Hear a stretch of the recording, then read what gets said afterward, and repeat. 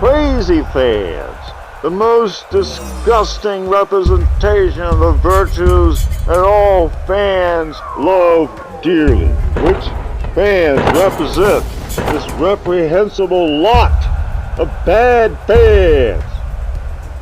We're going to talk about bad fans and how they got that way and what they could do to fix their problem.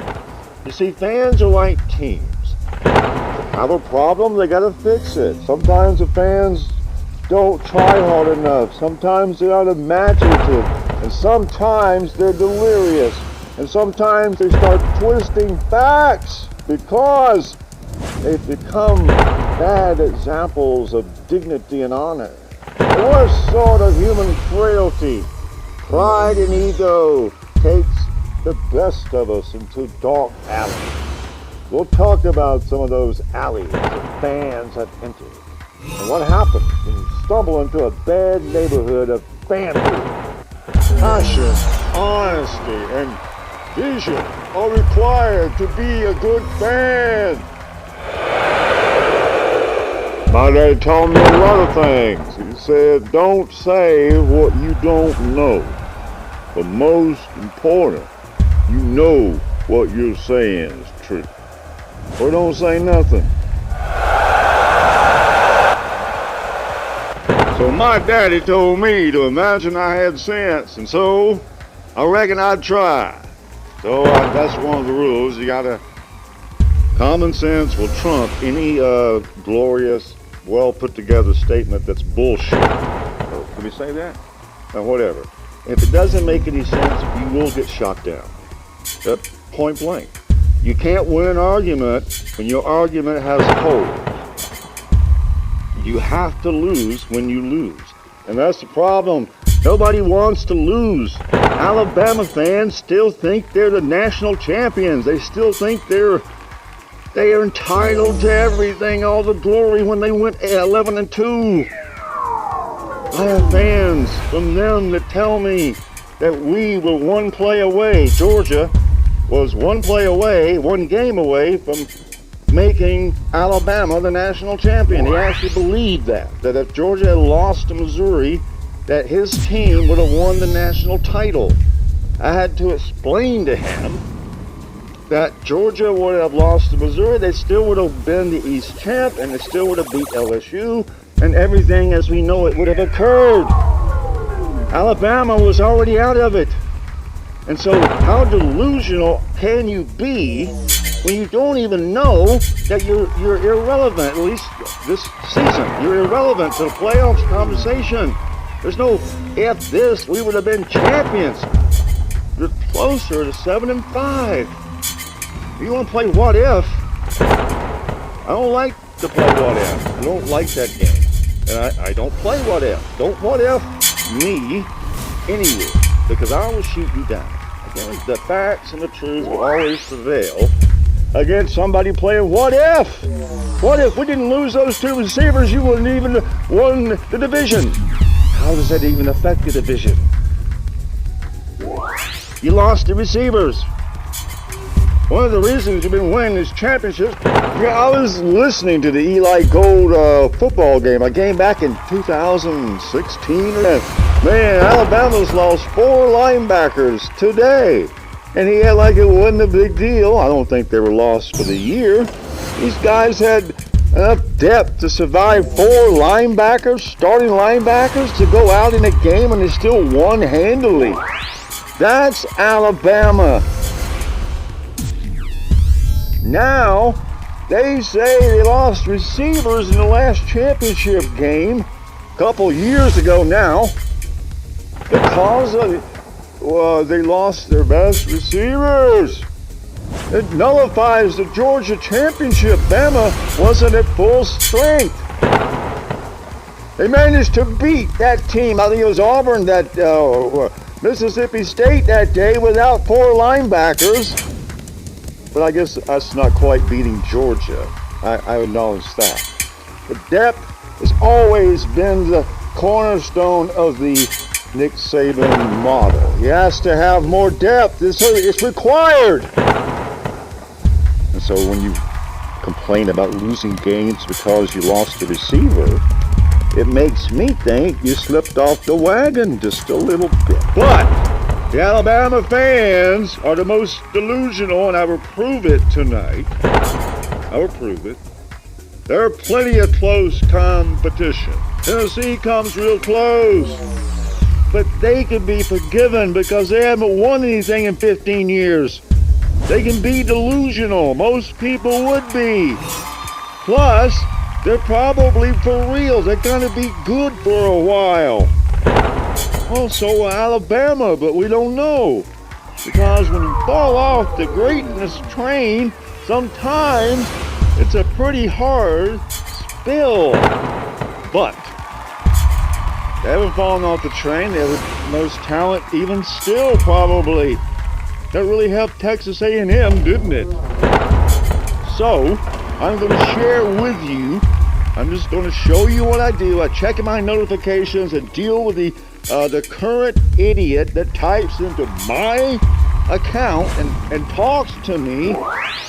He knows me as show and tell because that's how I sign in. So that's how we're going to talk to it. And this is what I have to deal with before I can even have my Cheerios. All right, so the Alabama fans want recognition. So tonight they're going to get their recognition. Nobody talked about them after Georgia beat TCU. They were out of the conversation. Their coach was on television telling everybody about the Georgia game. That might be where he belongs. Okay, guys, we're at the 6:48 mark in this video, so all the TikTokers have left. It's just you and us now. Now we're going to talk for real. So, like any fan, you want to go to the championship. You want to go to the top. So you type in to your GPS now, Siri, take me to the championship. And Siri's going to give you directions. And if you don't follow them just right, guess what? You might end up in a bad place. A place called Desperation Alley. A very bad place. In the mean streets of college football fanhood. The mean, tough neighborhoods of college football. Yes, every street isn't created equal.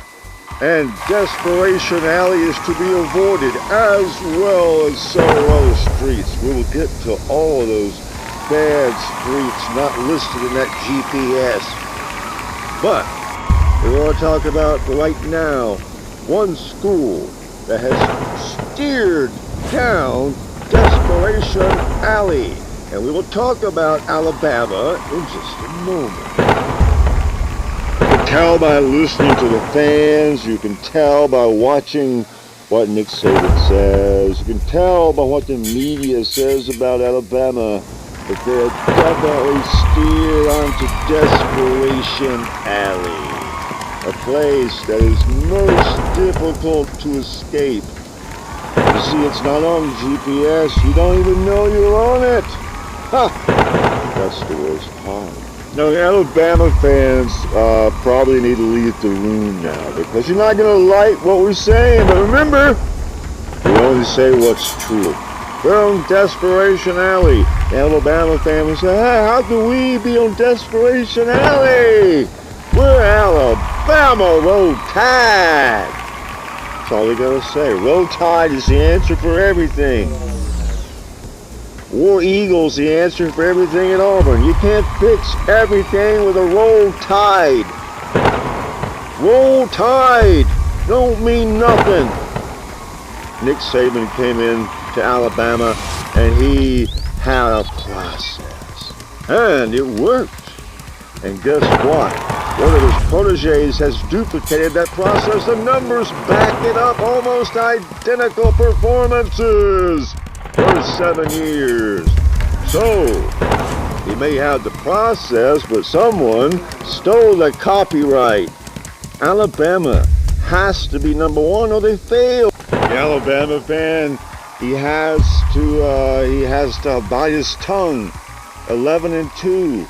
But it doesn't mean anything. they don't know or realize a lot of schools have that happen. 11-2 is a good record, but it's not going to get you in the playoff. But Alabama shot themselves in the foot this year and failed to win some key games and key moments, but they also had a lot of breaks. So the evidence is this team is going back to the pack. Despite the huge talent gap among most of the SEC and the rest of football, talent alone is not going to do it. Texas A&M proved that eloquently enough. So is Nick Saban going the route of Bobby Bowden, hanging on too long? I don't know. I don't want to say that just yet. But he is desperate. The entire Alabama situation is desperate because you can't just go 11-2 again next year. You have to win that title.